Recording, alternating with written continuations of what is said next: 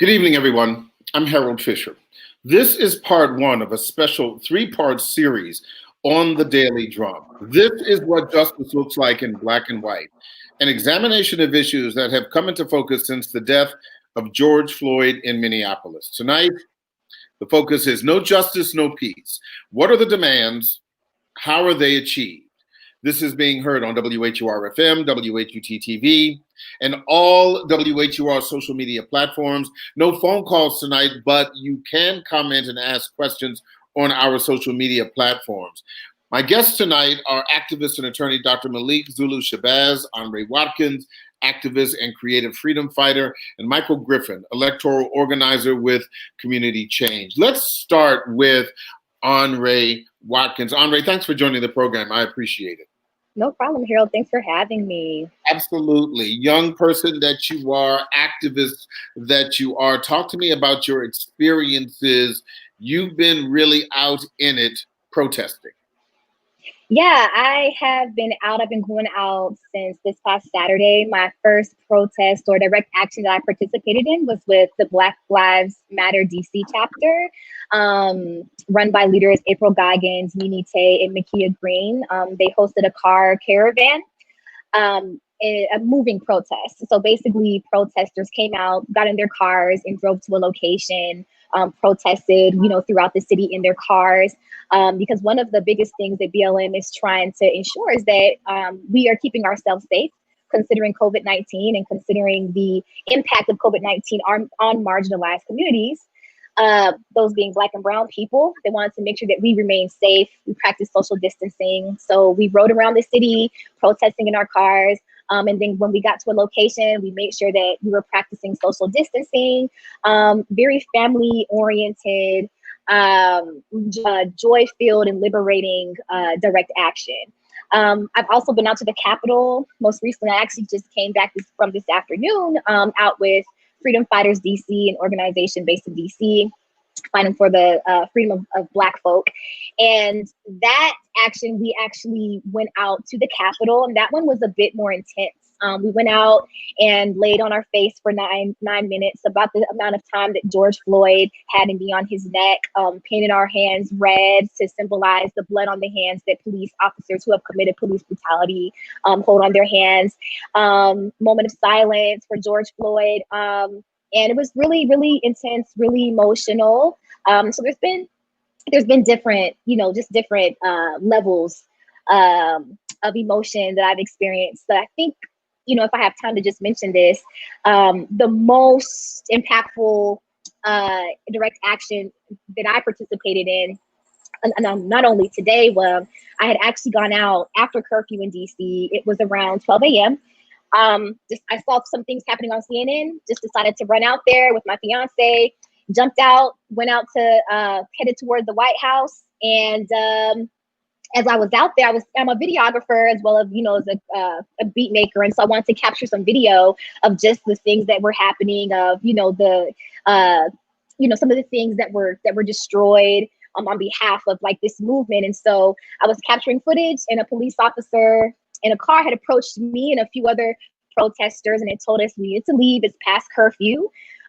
We didn't leave. We stick around. And so I would imagine that this officer got on the radio and called his fellow police officers, because what ended up happening is seconds later, after he gave us our couple of warnings, 6 officers drove past, and all you saw was fog. I didn't know what the fog was. I thought something was burning. And my fiance says, wait, that's not fog, that's not burning, or smoke, that's pepper spray. Suddenly you could hear your eyes are burning, my face is burning.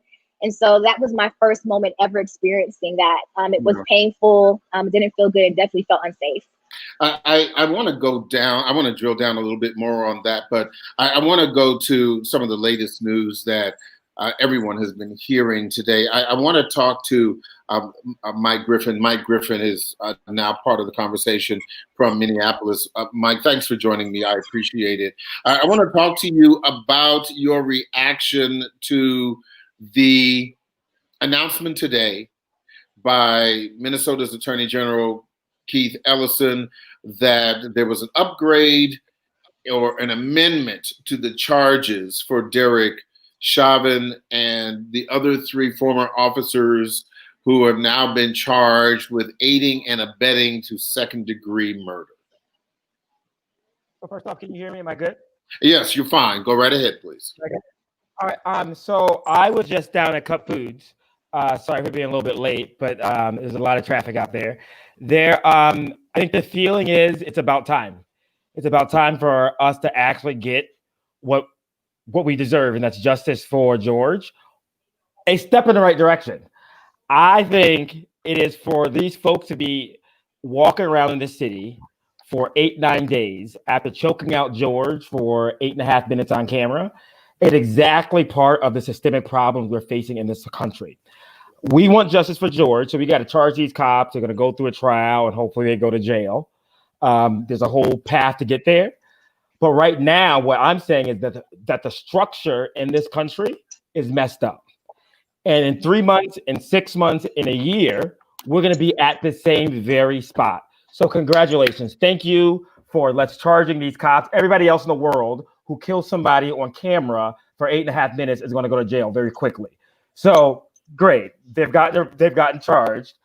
Now the next step is to make sure this doesn't happen again and this stop happening in America. And what does that look like? That is a conversation I want to start having. I'm 34 years old. I remember the Rodney King riots. I was 5, right? So the amount of time, like what has changed in this country? I got a 7-year-old nephew now.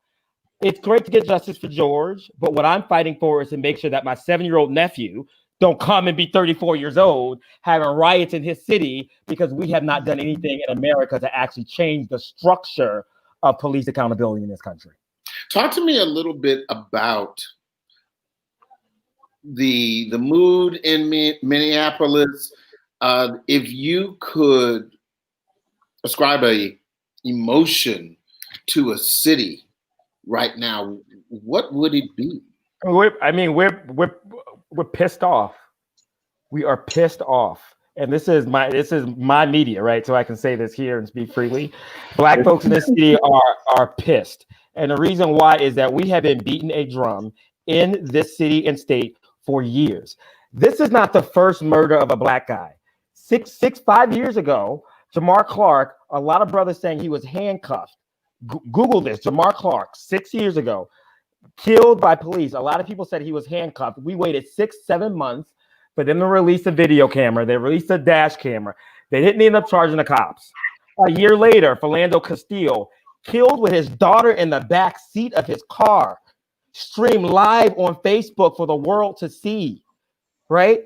And we have been beating a drum.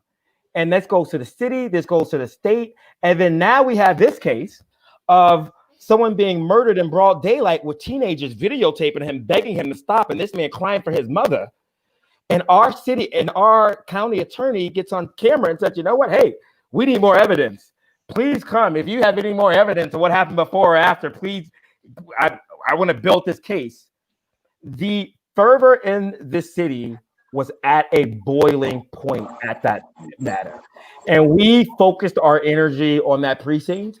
And for days, we had been going toe-to-toe with a lot of police aggression. As the sister just said before me, they aren't playing around. We're talking about giant military guns on streets with laser points, and anybody that's leading the chant gets a laser pointed towards them as if we're in a war, right? Canisters of tear gas being shot, that's illegal in times of war, being shot out into it hit a Somali girl across her, bust her head open, bleeding from the head, nowhere to go. A Black guy races her off. Like, it was real out there. And so when I say our anger was at that precinct, and the images that y'all saw in America were the frustration in this city that has been building up over generations. And his death was the final straw. That was that image of the police, of the burning, was an image of white supremacy that we wanted on fire. It was a release. Mm-hmm. Like, if I was there, I might have handed them a lighter. Watching that, there were fireworks, there was Beyonce in the streets, They were for once we were happy. It was a Black utopia with a burning precinct. It was beautiful. It felt like Black Independence Day. They had fireworks going, there was a precinct burning, Beyonce was playing, and people were doing the electric slide. And they're handing out beer. Andre, let me ask you, because we have seen protests in big cities, small cities, towns, even today. There was a really muscular protest in Harford County, north of Baltimore County. Right. Dozens and dozens of people. When you were protesting, were you angry? Were you encouraged? What was your feeling while you were there? For her, I'm asking Andre, the young sister who's there, because I want to kind of compare and contrast, the various and sundry places. Okay. Andre, please go right ahead. So obviously, emotion filled, anger, sadness, feelings of somber feelings, but honestly, just feeling that it is my duty. It's my duty to be out there. I work with young people, and I have worked with young people as an educator it's been about a decade. I have a young niece, as my brother spoke before me, just having young people in your life, going out there and fighting so that they don't have to is very important to me. It is my duty to go out there in those streets and to do what I can to show up and to move forward this movement for Black lives. I feel like it's a part of my legacy. I would never want to get to the point where I have my little niece who is a year old learning about COVID-19 and George Floyd, and to ask me, well, what were you doing? And I'm like, oh, well, I was in my house, and there wasn't really much that I could do. COVID-19, the pandemic, absolutely not. No, I'm taking my little behind, my little scrawny behind out there, and I'm going to be in the forefront. I'm going to do what I can to make sure that I'm pushing this movement forward. And so being out there, I will say one thing that was extremely hard for me is seeing 6 and 7 year olds out there protesting. There were young girls. I've seen young girls and young men, young people out there protesting with their families, crying. I just had a goddaughter call me yesterday, crying, boo-hooing, crying. I don't want anyone to be hurt. I don't want these white people to harm these Black people anymore. I don't want these people to harm these protesters. I do this so that the people that look up to me, the young people that I work with every single day, my little niece and anyone else that's a young person, does not have to take on this fight later on. This is why I do it, and that's exactly my mindset when I'm out there. Mike, here's something that I've been thinking about over the past couple of days. For a lot of young people who came well after the civil rights movement, whenever we've seen police brutality or any example of racism, just Black and white, bold letter racism, you have people who are marching. And a lot of young people say, it's time to stop marching and do something. But this is different, because the marching isn't just March on Washington and speeches. To be quite honest, there aren't a whole lot of well-known names speaking. These are grassroots, community, neighborhood, next door people who are pissed off. Talk to me a little bit about why this is different, because it's also happening around the world.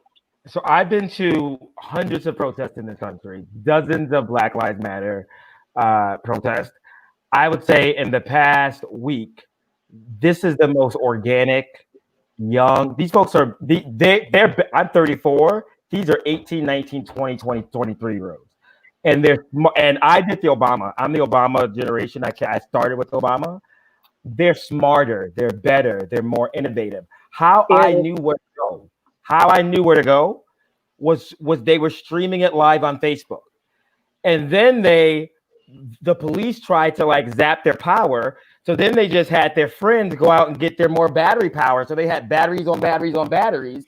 So everybody knew where to go. So it was very organic. This was not a black pastor or an organization saying, hey, we're going to do this there, and this is the speeches, and we're going to do that. No, these are young people organically standing up around this city and state, and other people are following them. And I'm telling you, they're more innovative, they're smarter, they're hungrier, and there are, I feel like we're going to be in good hands because these folks aren't messing around, and they're not going to take no for an answer. They're going to demand justice and demand equality. And I'm honored to be in their space, to be honest with you. I want to talk about that in a bit also, but I want to remind our listeners and viewers that this is the first of a 3-part series. Tonight, Thursday night, and Friday. No justice, no peace. What are the demands and how are they achieved? That's what we're focusing on tonight. This entire series is justice in black and white as we examine the issues that have come into focus since the killing of George Floyd in Minneapolis. I want to introduce my new guest to the program, activist and attorney, Dr. Malik Zulu Shabazz, also previously joining us, Andre Watkins, activist and creative freedom fighter, and of course, Michael Griffin, electoral organizer with Community Change. He is coming to us from Minneapolis. Dr. Shabazz, thank you so much for joining me. I appreciate it. It's my honor, Brother Harold, and to the great activists. You all are warming me up. Well, thank you so much. Well, we need to get warmed up and continue to stay hot on this issue. Talk to me a little bit about the legality of what happened today. Minnesota Attorney General Keith Ellison announcing the amending of the charges for Derek Chauvin and the other 3 officers. Simple question, why did it take so long? Everyone wants to know. It took this amount of time because they were not going to do this at all. They were not going to charge Chauvin with second-degree murder, probably not even third-degree murder. I have to be honest with you. If what happened in Minnesota, I have to be straight honest. If that police precinct did not burn down, you better preach, brother. We wouldn't be at this moment. You better preach. If that courthouse you better preach. In Nashville didn't burn down, we wouldn't even be thinking about this moment. Come on, Howard. Keith Ellison would not be pressing the case. This has turned my brother, Mr. Harold, and you all into a matter of national security. And therefore, they don't mind giving Derek Chauvin a charge which would give him perhaps 40 years versus 25 years in order to save the country. When Donald Trump went out and attacked those teenagers, some of whom I'm likely to represent, and I've been out there as a legal monitor at that White House. Andre, I was out there because of you all, because of your spirit and the spirit you all have put in the country. It's not a riot. The Declaration of Independence say it is a rebellion. And if it wasn't the Boston Tea Party riot, then this is the George Floyd rebellion right here. Now, what I'm saying is that this is driving the legal action. The activists, the street, and the organizers are forcing Donald Trump and forcing the attorney generals and forcing the governors to go back and to try to give us tokens of justice. And all we have to do now is not be satisfied with the tokens. None of us as lawyers and even prosecutors or anyone can work outside of the will of the people. I guarantee you, if this would have been a few statements from the normal, traditional, controlled Black leaders, and that was it, trust me, this guy would be charged maybe with manslaughter, or maybe say we're going to wait some weeks, and the other 3 officers, Tao, Lane, and Kuhn, wouldn't have been charged. So we have to say thank you to the people and all power to the people. I want to talk a little bit about some of the legal pieces here, because one of the things that I just find fascinating. Yes, I understand that police officers, when it comes to arresting them, charging them, prosecuting them, that historically there's been what some may say is a higher standard. But I guess the thing that is so troubling is when the Hennepin County District Attorney said we need more evidence, and then almost miraculously, the other video showed that there are two more officers kneeling on George Floyd, preventing him not just from breathing, but from moving. And that is the thing that I find so disconcerting. Some people say this has happened quickly. Yes, compared to other officers, it may have. But this is not fake news. We've seen this. Talk to me a little bit, Brother Shabazz, about why, from a legal perspective, the aiding and abetting is so significant for the two officers who are kneeling on George Floyd and the other officer who is trying to block the view of the people who are videotaping. It's significant here because normally police officers are not charged when they are on the scene and they could do something and they don't do it, or when they assist in these actions. Just normally they're not charged, so it's significant. Now the state says that the manner of death is homicide, but that is autopsy is cardiopulmonary arrest, complicating law enforcement's subdual restraint and neck compression. That they put so much pressure on his neck that he had a heart attack. And then there was an independent autopsy that's done by the attorneys that say it was mechanical asphyxiation. It is either way you slice it, it is the officer's knee for those 8 minutes and 40 seconds on his neck, combined with all of the other officers on him at the same time, on Floyd at the same time, with all of that pressure on his body. Now I understand that he may have had some underlying medical conditions, what I'm reading. And this is why you don't do that. This is why the Constitution says you only use enough force that is reasonably necessary, or otherwise you've crossed over to excessive force on the civil level, or you've crossed over into the criminal level now. Chauvin is charged with second-degree murder now, the intentional killing of another without premeditation. Most people who watch it say that was premeditated. At any rate,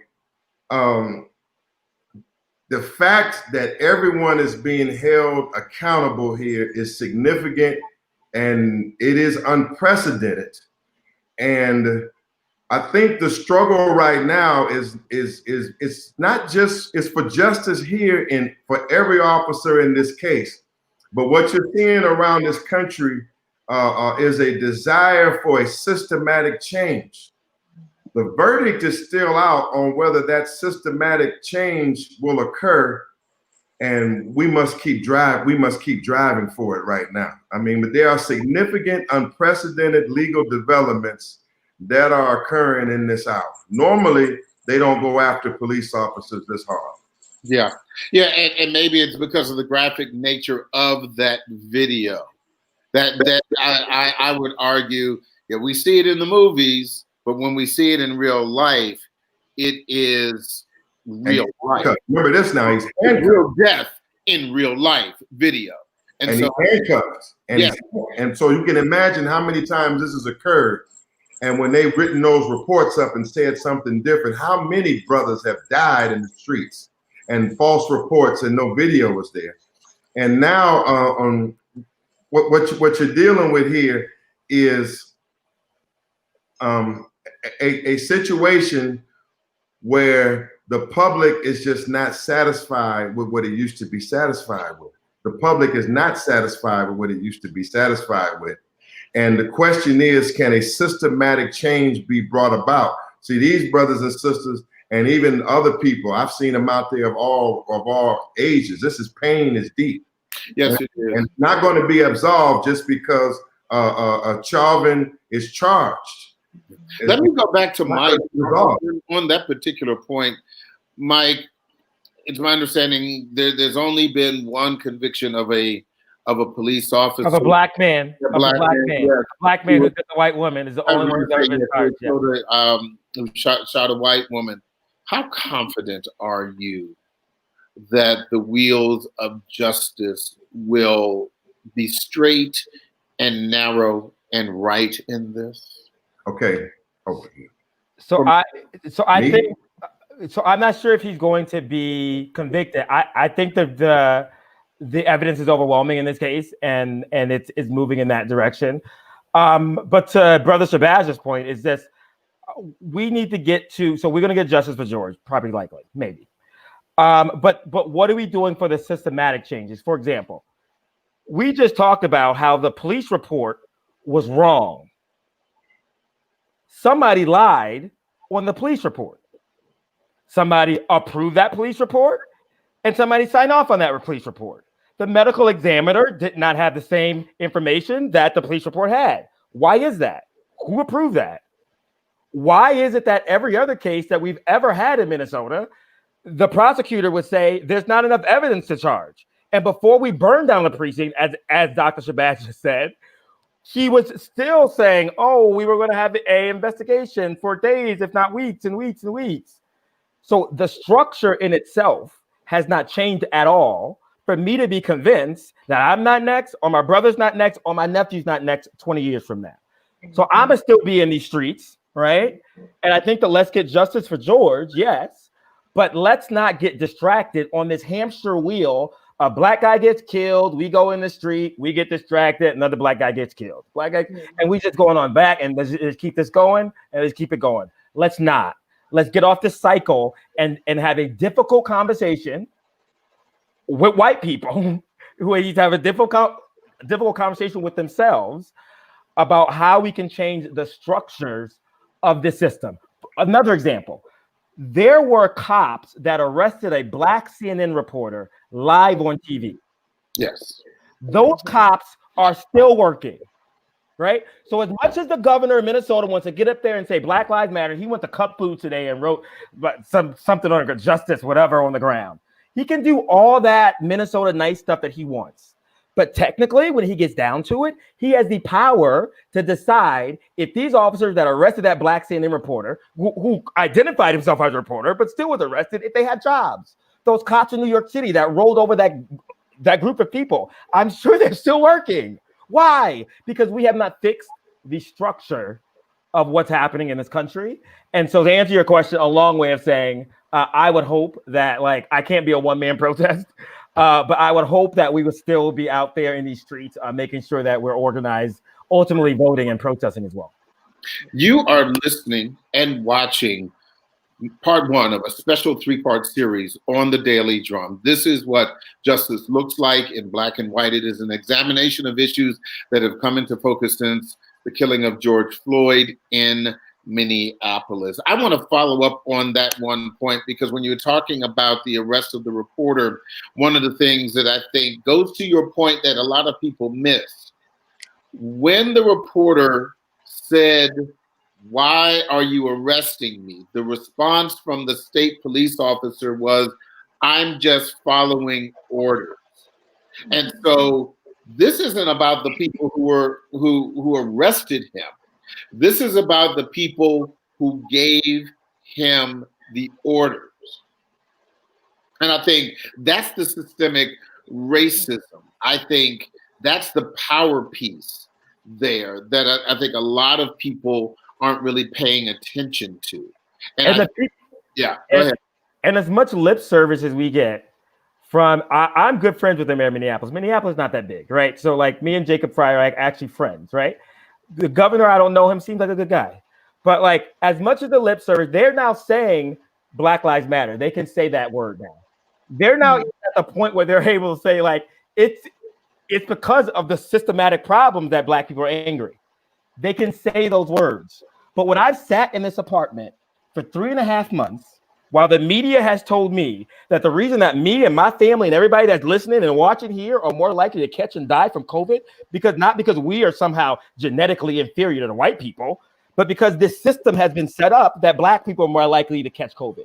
And then now I watch his brother out there die. So I think that, yes, the fervor is real. And yes, we need to keep up to change the system that we aren't back on this in 3 months, in 6 months, or a year from now. Andre, as one of the thousands, tens of thousands, hundreds of thousands of people who have been protesting over the past week, and this goes back to the original question about, do protests work? What does justice look like? What do you want to see come out of your efforts as a young Black woman in the streets raising your voice? So Black Lives Matter has most recently put out their demands. One of them is to defund police departments and to defend Black lives. And I'm in complete alignment with that. I'm going to speak on this from the lens of an educator, from an educator's perspective. Something that I've noticed offering my education services as a teacher, creative arts educator in DC and in Virginia. Arlington, Virginia has the most, one of the wealthiest school systems in America, in comparison to DC, which is much more lower ranking.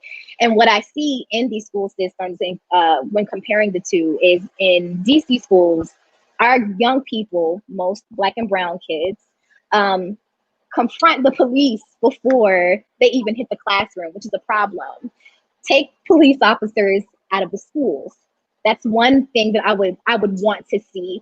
Pulling up these police officers out of schools. It might be an unpopular opinion, but take them out.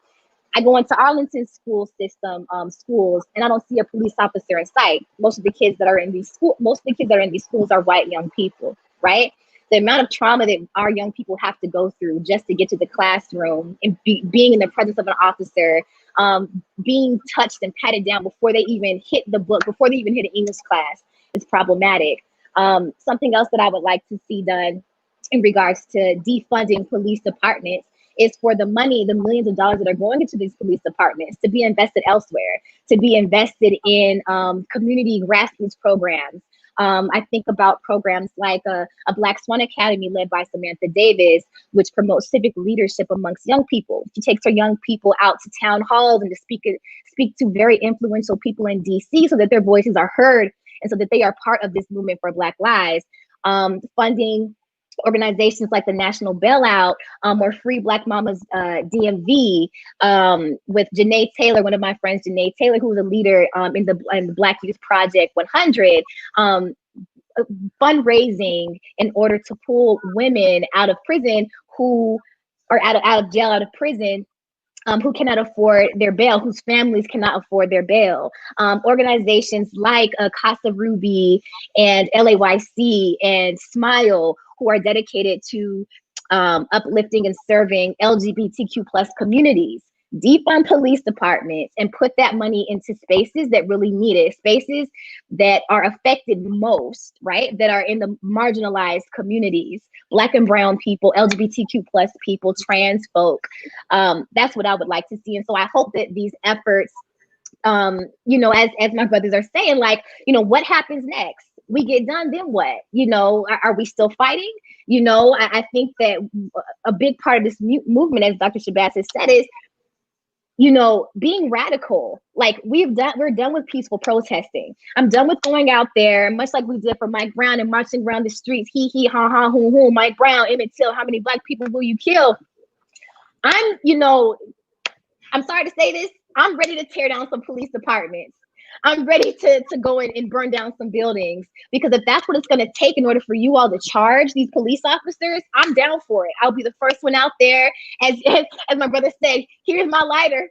Here's my lighter. You got my lighter. I'm ready, because no one is going to listen. We're done with the peaceful protesting. It's time for radical change. And if that radical change involves for some buildings to get burnt down that have insurance, exactly. we're down. We're down for the cause. Dr. Shabazz, one of the things that I've often wondered about, and I've spoken about this as recently as last week, the Million Man March, for example, more than 20 years ago,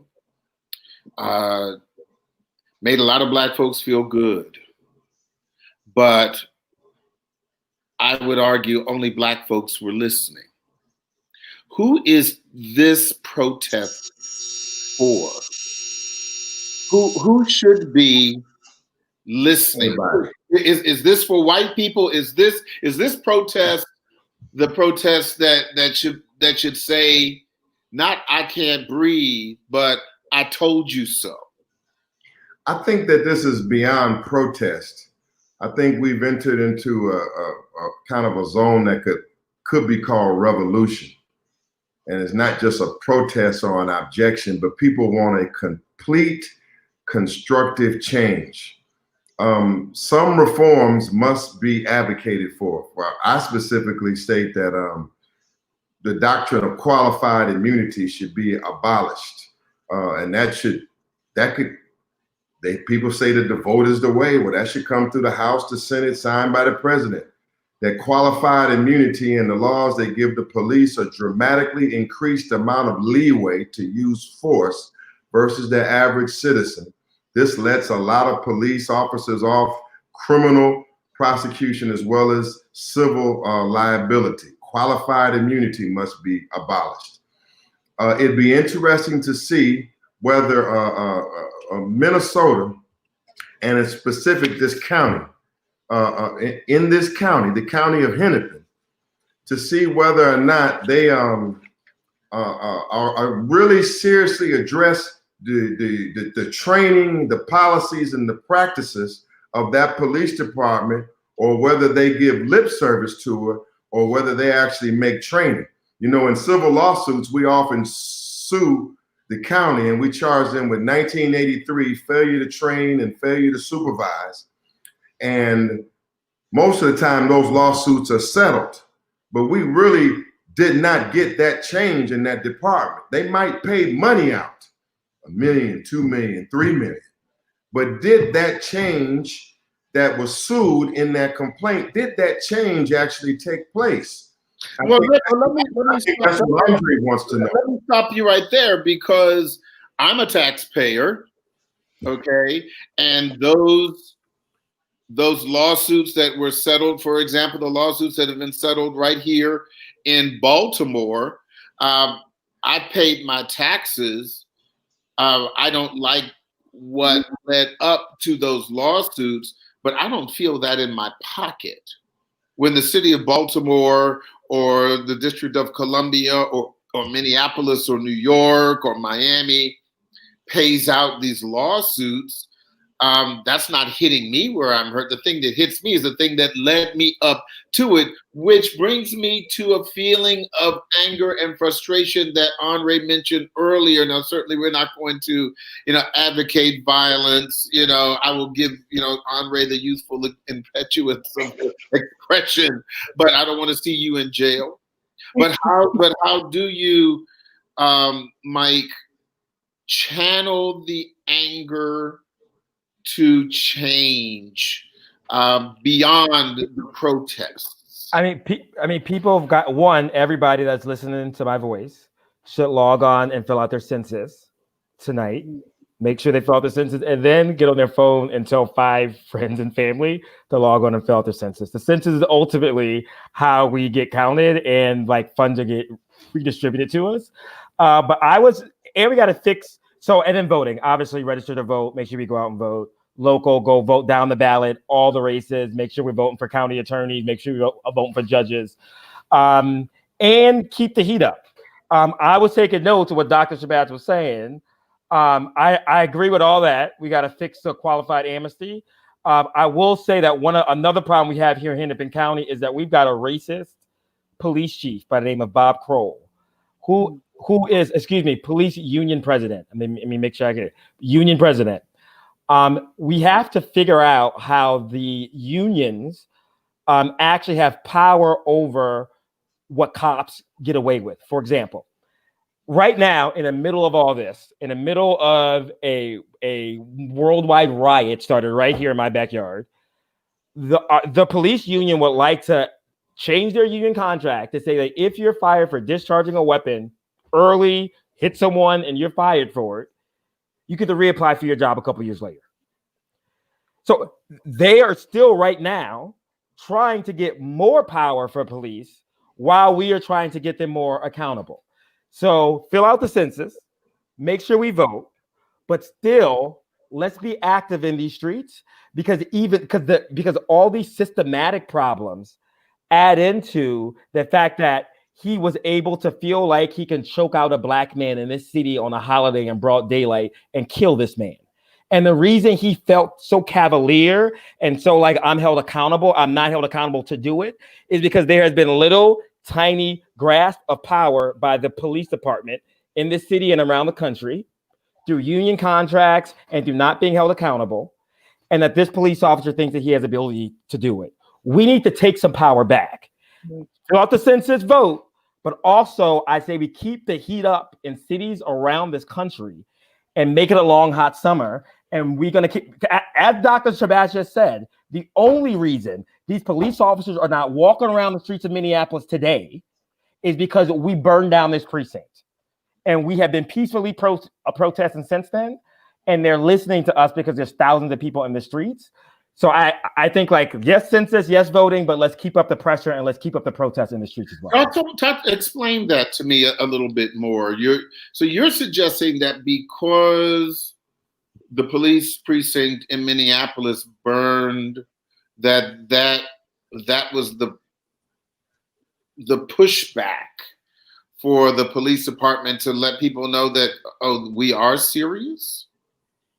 Yeah, I think there's no way, and I quickly answer that. There's no way that officer was charged the next day. If you were in Minneapolis and watched the timeline, Mike Friedman came out on TV and said there was not enough. He came out with two other white people from like the attorney general or somebody else who said like Trump's watching this, and came out and said there's no more evidence. I was there at the precinct when we got the news, and it shocked us like to our core. Our core. And that was the moment where we said, you know what? The system is messed up. The system is messed up. And I'm 100% sure that if we didn't take radical action right then and there, those officers would still be walking around and Mike Freeman would still be hiding behind we're investigating, trying to get us tired to get distracted again so we can get back on this hamster wheel that I've been talking about. Dr. Shabazz, you were going to say something. I want to say, your first point is well taken. We have a massive 12 noon demonstration at the White House, and we're asking for millions to gather at the White House and at the precincts all over the country on Saturday, as well as every day they're gathering, but specifically on Saturday. The largest gathering at the White House and at all your precincts, Blackout Saturday. We support that. I do want to say, you asked a question about the Million Man March and others. Who was it directed to? You see, that was directed, it was supposed to be towards ourselves. Mm-hmm. It was supposed to be an effort where Black men took greater control of our communities and our affairs. And as a veteran of that march, I think we kind of missed the ball, to be honest. We're supposed to have some community policing in place. We're supposed to be at a greater level of what they call kujichagulia, or self-determination, where we don't have to just have white racist police officers directly preying on us. There's supposed to be organizational formations in between. I do want to say, Andre, before that cop was charged, the night of your demonstration, I want to say that we thought we gave you an assist. I happen to be friends, very close. I'm the former chairman of the new Black Panther Party. We sent a press release out 24 hours ahead of that arrest, saying that if you don't arrest Chauvin by tomorrow, that Black Lawyers for Justice in the new Black Panther Party under Minnesota Statute 629.37, that we're going to come to his house and make the citizen's arrest. And we're going to make it on 6/5 if you don't get him now. We did it with George Zimmerman, and they somehow found him out the next day and got him. And we're not saying we're responsible, but we're saying we gave you an assist. Whatever you were doing there, We said straight up, we're going to come get him if you don't get him. And you better believe they went out there and got him that next day. Here's the problem. Absolutely. And thank you for that, brother. Well, but I will say our fear on the ground was that he was in Florida. Give you a little bit backup take. So the fact that he was out of jail so long, and this is how crazy the system could have gotten real fast. Who was in Florida? That we thought he left the state. That Okay. we put heat on him Tuesday and Wednesday, and before they charged him on Thursday, that somehow he got into a backseat and was gone, and then whether or not he was in a Trump state, and then whether or not they would defend him. So the reason I'm saying we gotta get off this hamster wheel, because we could have gone into a situation real quick where the next brother gets killed, the cop realizes I'm in trouble, you go to a state that's a friendly state. And then now what? Is it the state of Florida is going to turn to the U.S. Marshal is going to bring him back to get him back to Minnesota? I mean, it could have quickly gone even more out of control radical, where I think even more people are in the streets if he would have escaped out of the state and would not have been arrested. We could have charged him. He could have been out of the state because we gave him 3.5 days. Just put another idea on the ground about what was happening, because we didn't know if he was actually going to be cuffed and walked into prison or not. Dr. Shabazz, I don't want to have my point missed, because I do want to make sure that I was clear when I was talking about the Million Man March, and like you said, and like I suggested, that was for us. And this is why I mentioned that, because I was in Columbus, Ohio. I was a TV reporter at the NBC affiliate on that day in Columbus. And one of the things that was happening all over the country was that because there were so many Black men, what we now call, because of COVID-19, frontline workers, transportation workers, grocery store people, business owners and managers, they essentially shut down Columbus and other cities like that. But then they came back to work on Monday. There has been a pledge to not spend money on July 7th. And then what are they going to do on the 8th? Because the United States has come through a massive economic downturn, the biggest economic disaster imposed because of COVID-19. I'm that July 7th, I'm like, a day? Are you kidding me? When people haven't been working for 3 months. So my question is, is this protest the new wave? This is only if it's a protest. Only if it's a protest and not a movement. After mobilization, you must have organization. Now, I want to say that I want to talk to the new leaders out there. See, like the brothers and sisters that you have on here are the ones that can make the change. Systematic changes. It's true. If you have a big march and the leadership does not have firm instructions and follow up, and they're happy to have a crowd, then things won't go right. America has a attention. We want this. We have a demonstration at the White House at 12 noon Saturday. We're calling for millions. But what is the follow-up after that? Well, Black Lawyers for Justice is instituting police training, is introducing online and in-person police training and survival skills. And that's something that more and more people are going to hear about. I'm going to be conducting that every week. Groups that are out here that, like, I'm putting pressure on the new Black Panther Party. You have to establish, and these other groups that you see out here holding guns, well, we're being killed by officers with guns.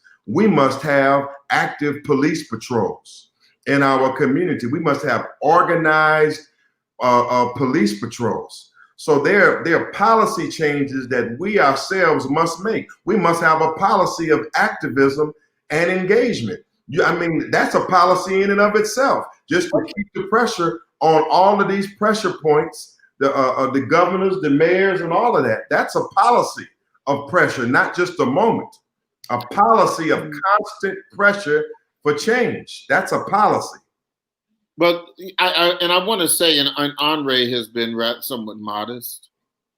And I know her very well. She just went on this run about what essentially is criminal justice reform. And that's great. But also when you talk about young people such as Henri and such as Mike, when people like Henri are literally planting seeds in young people's minds, I'm talking about people under the age of 10, to not only understand what it means, the history of Black and brown people in this country. Henri, I'm giving you the plug because this is what you do. To whether it be through music, through education, through conversation, to also understand, to recognize racism when you see it, instead of saying, I wonder, is that?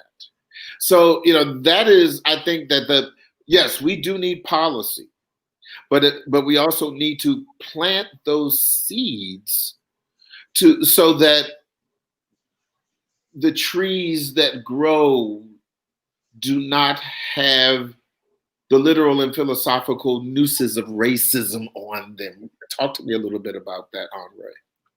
Yeah, I mean, I think that's why it's important, as I had mentioned, when we talk about defunding police departments and investing in spaces that empower young people to, to exercise skills and, criminal justice, or even just to open space, safe space for them to have conversations. I run an art studio space called Art Lab at the Smithsonian. I run team programs at the Smithsonian Institution, and I have a space called Art Lab, and kids come there after school. And just thinking about other after school spaces, particularly at Art Lab, we do our best to make sure, number one, I make sure that the staff that are in place reflect the young people that come into our space. Most of the kids that come into our space are Black and brown kids. And so while they may not be able to have conversations about what's happening in school, right? Go to class, learn English, stay on topic. We don't want to ruffle anybody's feathers. Our school is, funded by the government. We can't have conversations about Donald Trump, right? So they come to us. We better be able to open space for them to have these conversations, to vent, to decompress. Another thing that I think is really important is self-preservation, having a space for them to come and to seek healing. I remember having a young person come to me, Miss Henri, I had to run home in the rain yesterday. Well, okay, what happened? I couldn't use my hood. I had a Black hoodie on, and I was afraid to put my hood on because I thought that a police officer would shoot me. What? Probably not a conversation that you're going to have in the school, but a conversation in our space, a safe space that they can come to and see people that look like them, that are demonstrating the methods that we want to put in place, or that we are putting in place to fight for our freedom, right? Conversations that you can have with us, that you can trust us to be able to give you feedback on, and to help you to understand and unpack what just transpired. The fact that this young person could not put his hood on to run home in the rain, and even run. He said, I had to walk. I didn't want anyone to see me running. I didn't want to have my hood on, just referencing Trayvon Martin, right? It's a problem. How we need to open spaces for our young people to have these conversations. They're not happening in schools. I know, because I've taught in the school system. They're not happening in the schools. I have had conversations with principals and with administration, being scolded. No, we're not having these conversations. This is not meant for our space. This is not meant for our school. So, okay, now I'm in the after school space. Now I'm in a space where I know that I can offer that to our young people because it's important and it's necessary. I can't be out here, just ignoring what's happening. My kids are looking at me. They're looking at me. They're DMing me. Hey, Miss Henri, we see you online. We see you, at these protests. We want to be out there. I want to come out there and meet you up there. You know what I'm saying? Like, they see us.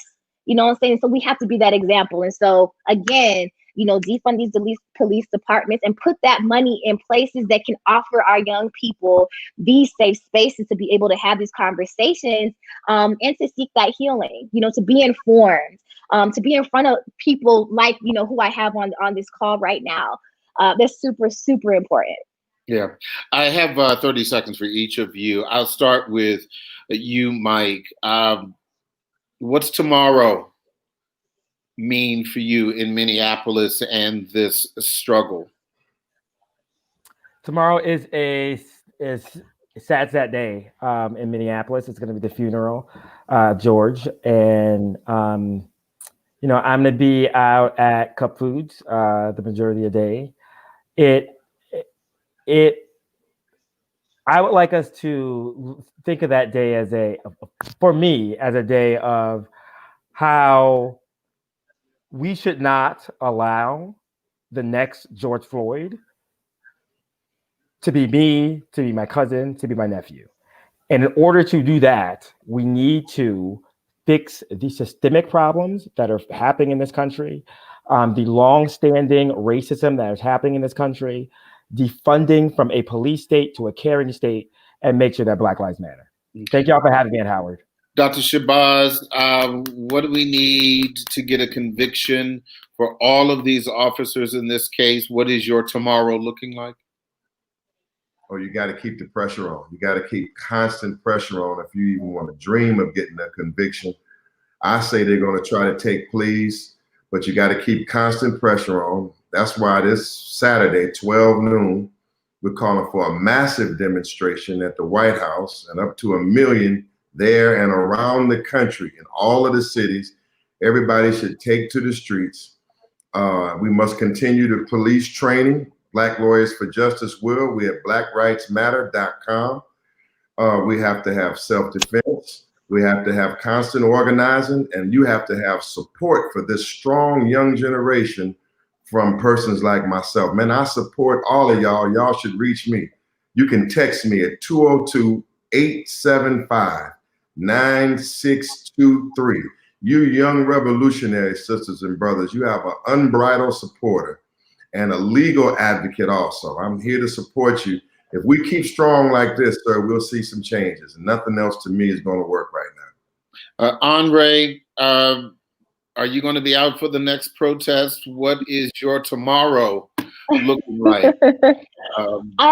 It's been hard. It's been tiring. My tomorrow looks like creating and contributing to the movement. I consider myself a liberation music maker, and so I have an album out called the Black Joy Experience in collaboration with the Black Youth Project 100, where we have taken liberation chants and freedom songs and freedom messages from the movement, from young activists from all over the nation, and have transformed them into hip hop and soul songs. And the purpose of it is for people to be able to have the language, and even just kind of like the rally cries, the ability to unite people at these protests. And so it's creating. It's, Nina Simone once said that it is our duty as artists to make music or to make art that reflects the times. And so it looks like creating. It looks like continuing to be out in these streets and to being radical in hopes for radical change.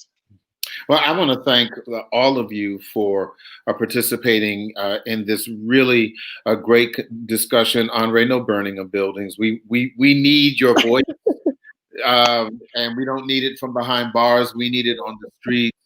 For Dr. Shabazz, thank you so much for sharing with us, as well as Michael Griffin. We really appreciate you. Keep doing the work that you are doing as well. We really appreciate you. Thank you so very, very much, and we will continue this very important fight and issue as we move forward. And we want to remind you to join us Thursday night for part 2 of this 3-part series. The focus tomorrow: the 2 pandemics, preventing further harm and healing the pain. This has been a special edition of The Daily Drum. I'm Harold Fisher. Good night.